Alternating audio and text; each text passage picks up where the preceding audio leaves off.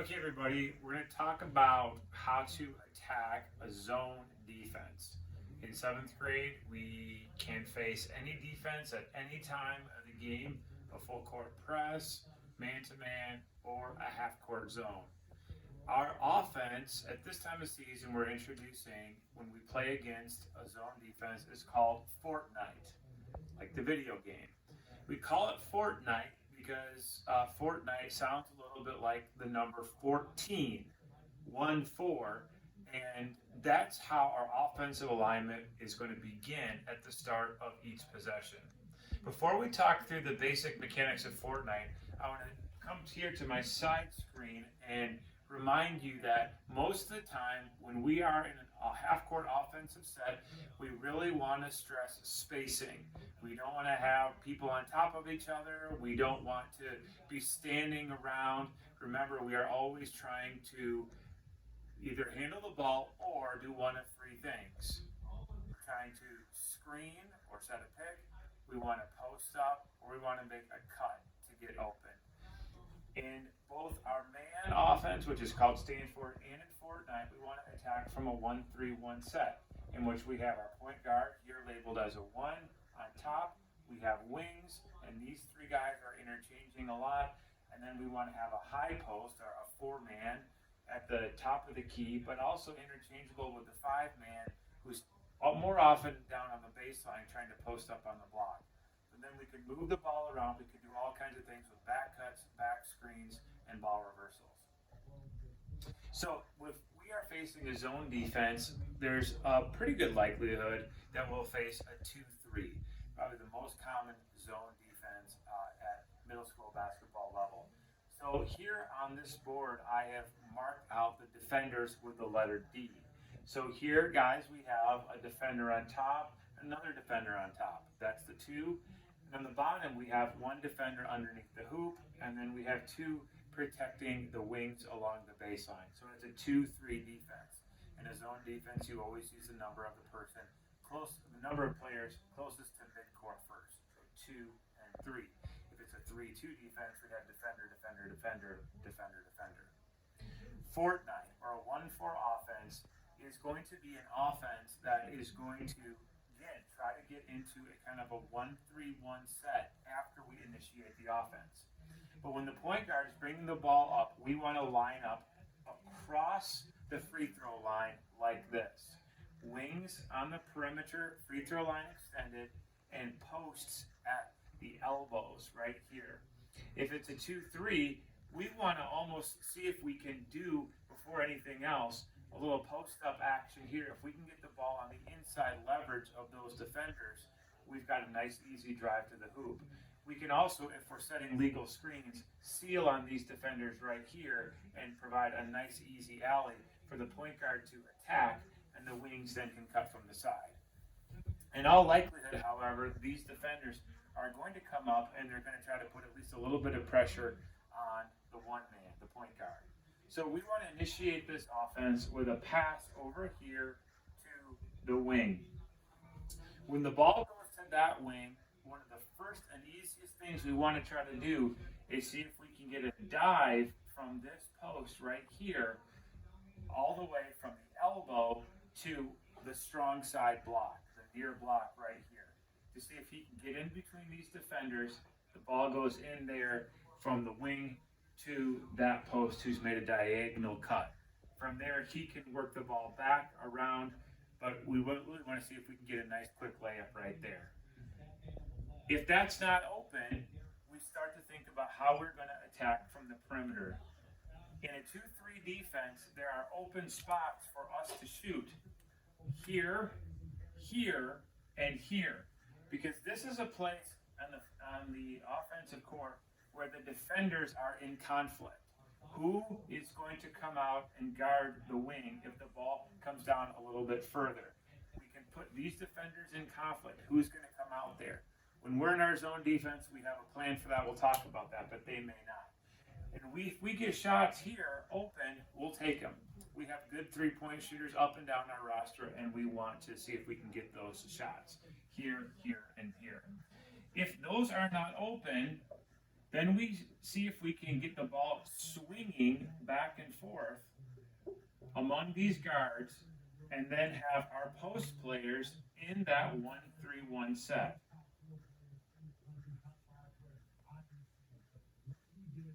So that now we're looking at a 1-3-1.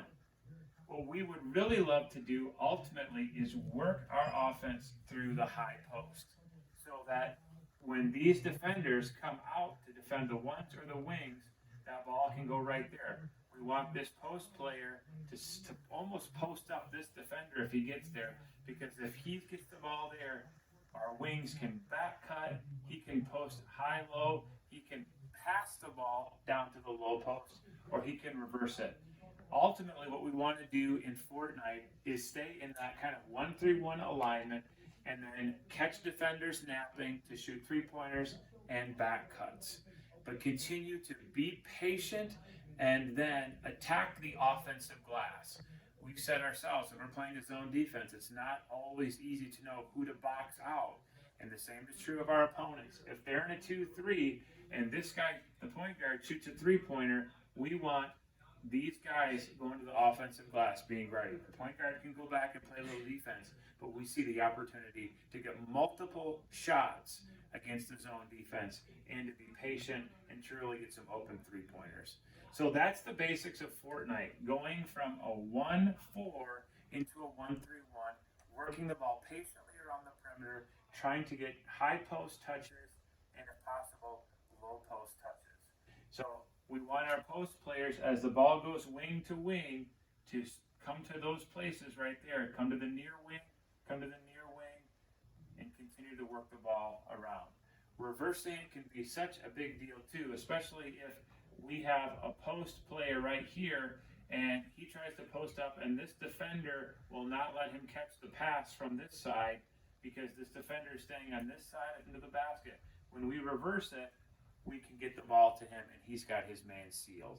So be patient, look for opportunities, especially in Fortnite, to cut the ball, open on back cuts and to shoot the three-pointer.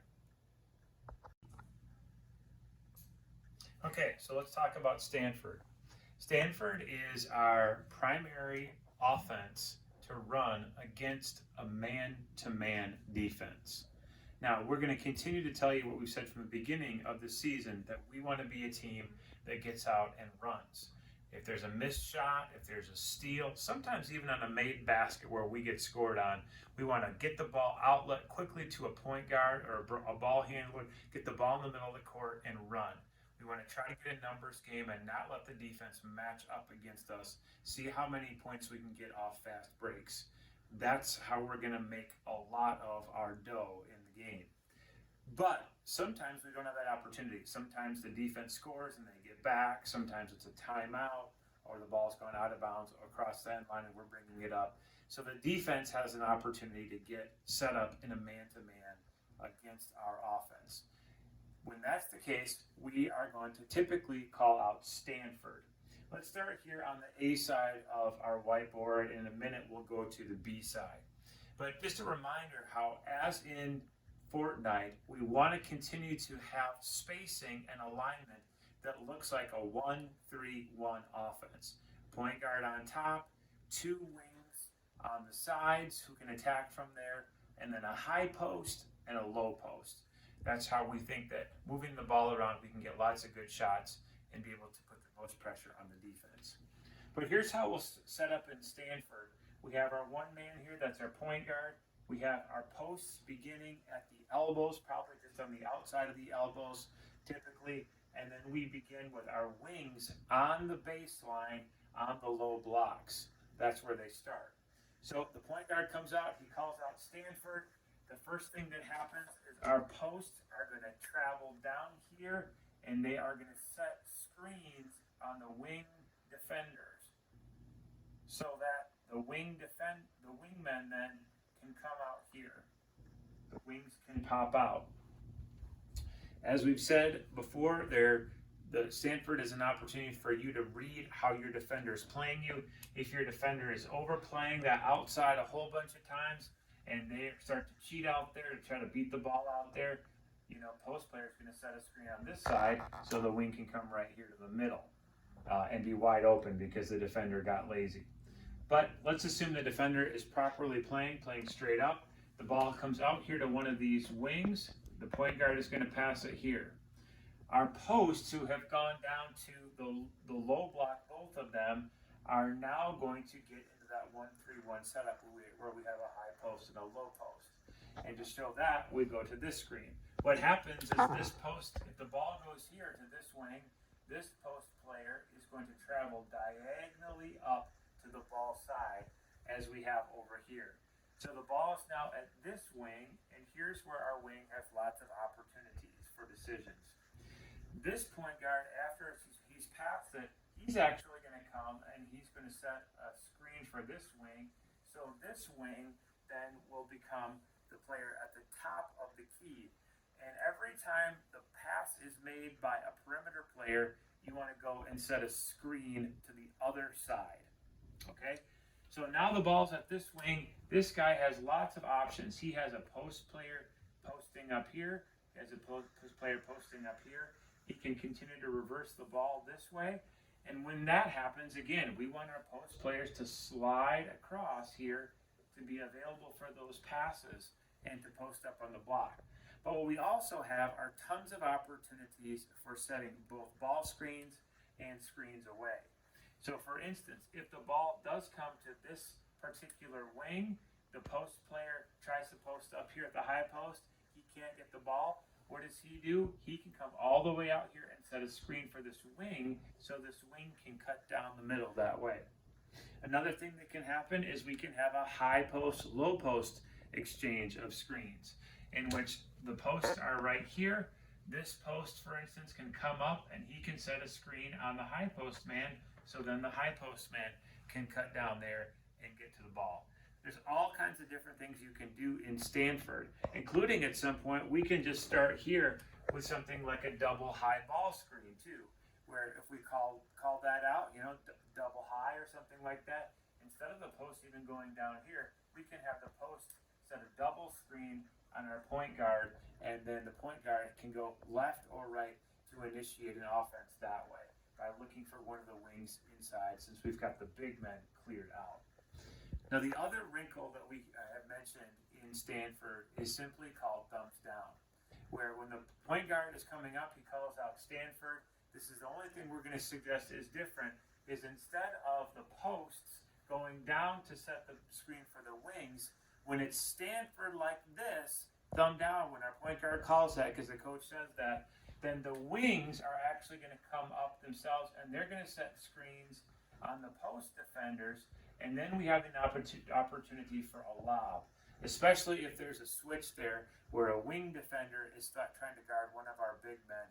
We can lob the ball inside there. So as with sport night, we try to get open and we try to move without the ball a lot by by cutting. In Stanford, because it's man-to-man, we want to do a whole lot more with the screen game. Especially if we can get some switches where we have a big little switch, where the person guarding, say Joey, the 5-man, goes and has to switch on someone guarding Logan, a little guy. Suddenly both of our offensive plays are at an advantage, because our little guy is out here trying to be guarded by a big slow guy, and one of our postmen is backing down on a little guard on the inside. So big little switches are things that we love. Most teams are going to try to fight through those and stay put, but we want to see as best we can if we can get them flipped around. So this is Stanford again. Primary thing we want to do, set screens. Ball screens and off-ball screens, and then big men post up. Post up hard to get bossy in there. All right, that's Stanford. All right, the last video before our tournament on Saturday we want to run through is a zone defense. Now remember, most of the time we want to be in man-to-man defense. We want to teach you guys to play good on-ball defense, to learn how to deal with switches, how to defend the pick and roll, really how to just lock down the guy in the team, be better than him, and out-athletic him to out-effort him, and really be able, especially, to box him out when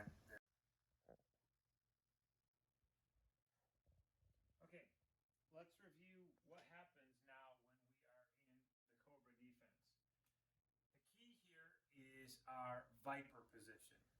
The Viper is someone who can both go inside and rebound and also can come out and be athletic enough to guard a point guard at the top of the key.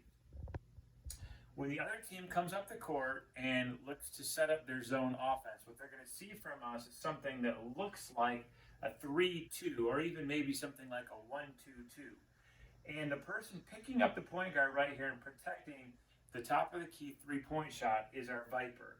The Viper is going to be Tice or Joey or JrK, and they're going to bother the ball handler, the point guard right there. They're going to use their long arms. They're going to bother them. They're going to, when the point guard picks up the ball, they're really going to press him a little bit and make sure that the ball gets out of the point guard's hands and we do not surrender this three-point shot here. When the offense then sends the ball here out to the wing, our wing defender right here, who's got 1 foot in the lane, is going to jump out here and cover the two. The Viper is going to slide down ball high. He's going to mirror the height of the ball going up and down the lane, and he is going to make sure that this pass to the four-man cannot happen. He is not going to allow a pass from the wing to the high post. He's going to take that away. If the wing wants to get the ball to the high post, they're going to have to try to throw it over two defenders, where we also have some weak side help.